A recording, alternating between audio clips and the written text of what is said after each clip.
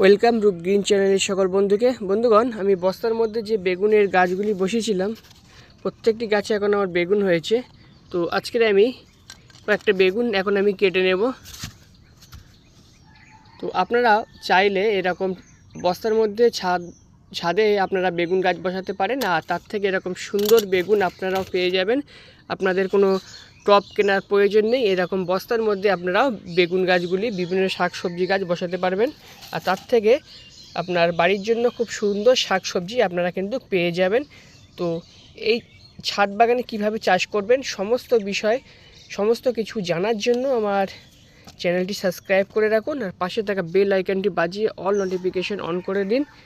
যখনই আমি এই ধরনের ভিডিও আপলোডিং করব আপনি কিন্তু খুব সহজেই তাই পেয়ে যাবেন। দেখুন আমার ছাদে কত ধরনের সবজি আছে। তো আজকের আপনাদেরকে দেখালাম ছাদ বাগানের থেকে বেগুনগুলো কত সুন্দর বেগুন হয়েছে।